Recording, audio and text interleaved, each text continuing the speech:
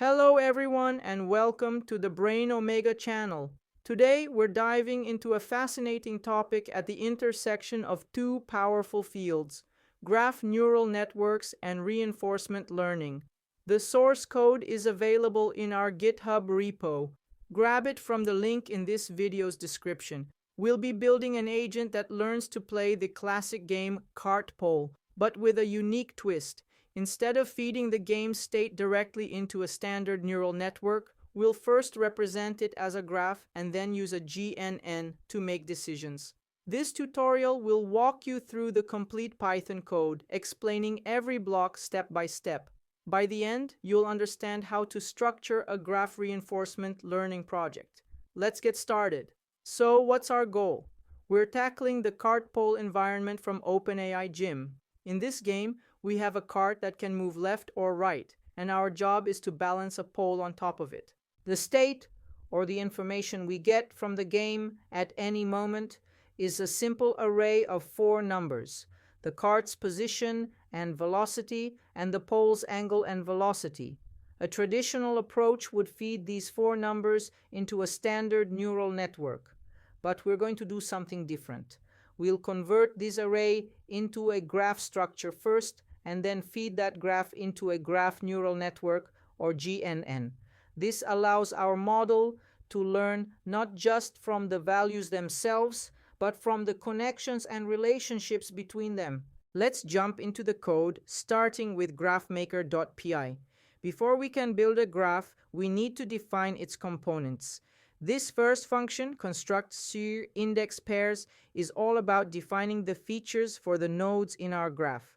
Given our state of four numbers, this function creates specific pairings. First, it pairs adjacent elements, grouping cart position with cart velocity and pole angle with pole velocity. Then, it adds symmetric pairings, linking the cart's position with the pole's velocity and the cart's velocity with the pole's angle. For the cart-pole state, this gives us four pairs of indices. Each of these pairs will be used to create a single node in our graph, where the node's features are the two state values indicated by the indices.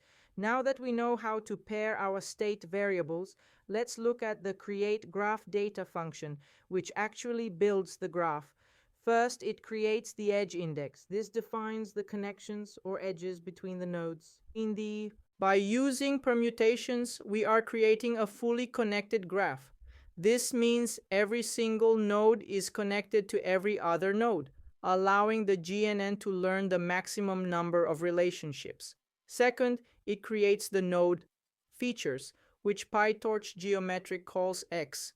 It uses the index pairs from our previous slide to build a list of features for each node.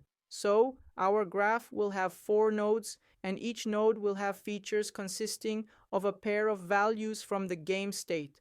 Finally, it bundles the node features and edge connections into a data object, a standard container used by the PyTorch Geometric library.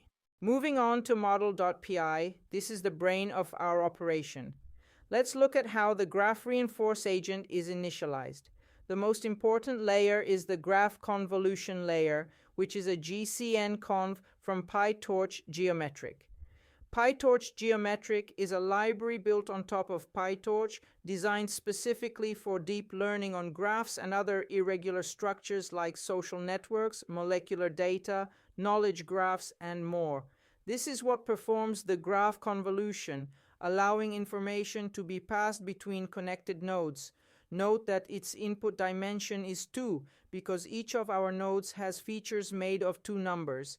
We also have standard linear layers, a layer normalization for stability, and an Adam optimizer to handle learning. Finally, we have experience memory. This is a list that will store the rewards and action probabilities from each step within a single episode. This is crucial for the reinforce algorithm, which we'll see soon.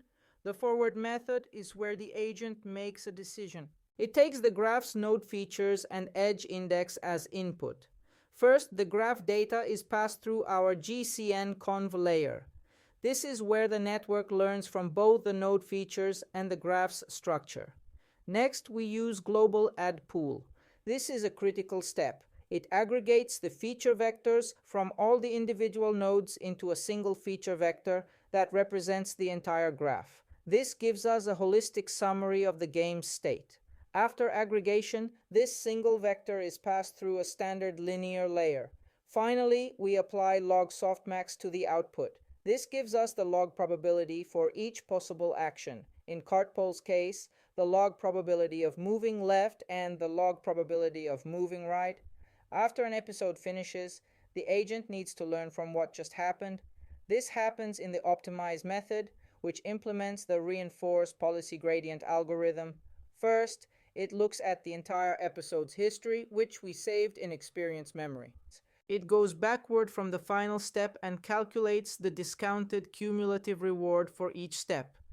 This means rewards earned earlier in the episode are worth more than later ones, thanks to the discount arm factor. Second, it normalizes these rewards by subtracting the mean and dividing by the standard deviation. This is a standard trick that makes training much more stable. Third, it calculates the policy loss. The formula is negative log probability times reward. The intuition is simple. If an action led to a high positive normalized reward, we want to increase that action's probability. If it led to a low negative reward, we want to decrease its probability. Finally, it backpropagates this loss to update the network's weights and clears the memory for the next episode. Now, let's bring everything together in main.py. This script orchestrates the entire process. First, we import our necessary libraries and our own graph data processor and graph reinforce agent classes. We create the CartPole environment and set a device for our tensors using a GPU if one is available. We then set a random seed. This is crucial for reproducibility. It ensures that if we run the code multiple times, we'll get the exact same results.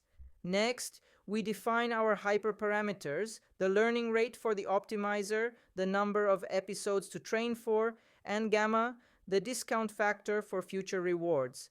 Finally, we instantiate our graph reinforce agent and call our construct index pairs function once at the beginning to get the template for our graph nodes.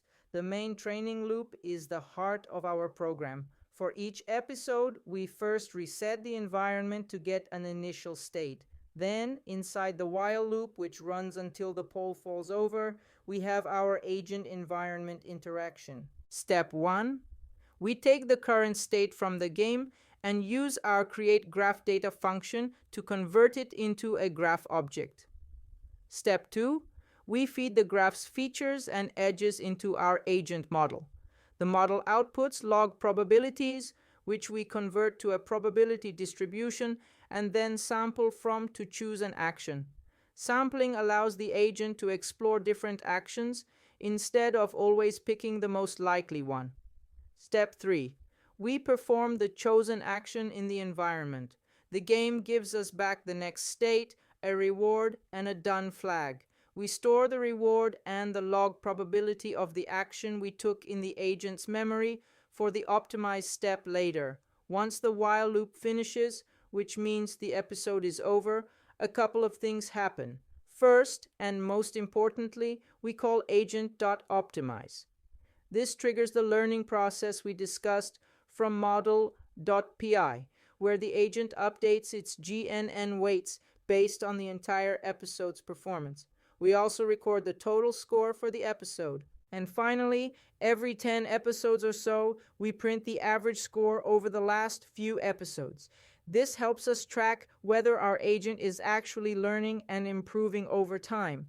After all the training episodes are done, we close the environment. If all goes well, you should see the average score trending upwards. So, let's recap what we've accomplished. We successfully built a reinforcement learning agent that represents its environment state as a graph.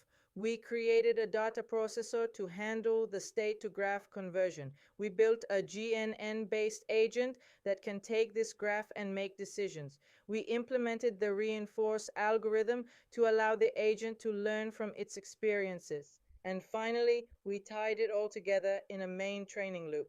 This project is a fantastic starting point. From here, you could try using more advanced graph layers like graph attention networks. Apply this technique to more complex environments where relationships between state variables are even more critical, or experiment with different ways of constructing the graph itself. I hope this tutorial has been helpful and has demystified the process of combining GNNs with reinforcement learning.